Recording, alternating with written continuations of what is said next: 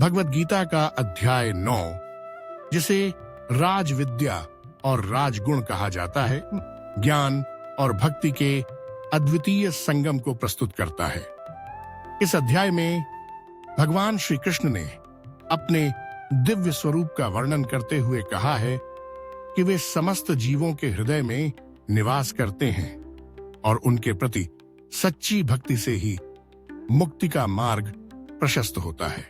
श्री कृष्ण ने यह स्पष्ट किया है कि भक्ति ज्ञान की सर्वोच्चता है। उन्होंने कहा कि जो व्यक्ति उन्हें पूर्ण समर्पण से भजता है वह सभी पापों से मुक्त होकर उन्हें प्राप्त कर सकता है। यहाँ भक्ति का अर्थ केवल पूजा पाठ नहीं है, बल्कि एक सच्चे हृदय से भगवान की ओर अग्रसर होना है।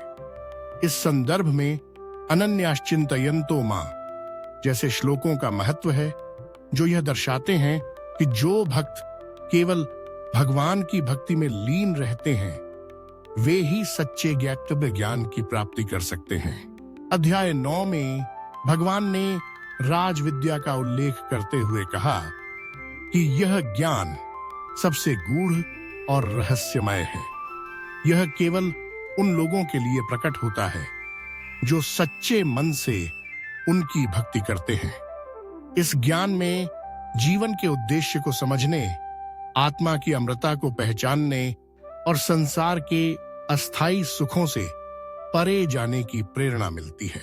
इस अध्याय का संदेश पाठकों के लिए अत्यंत उपयोगी है, क्योंकि यह जीवन के संघर्षों में एक सकारात्मक दृष्टिकोण प्रदान करता है।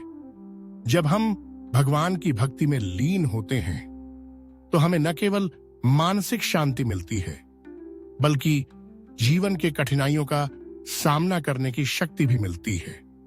इस प्रकार भगवत गीता का यह अध्याय हमें सिखाता है कि भक्ति ही सर्वोच्च ज्ञान है और इसके माध्यम से हम आत्मा की सच्चाई को जान सकते हैं।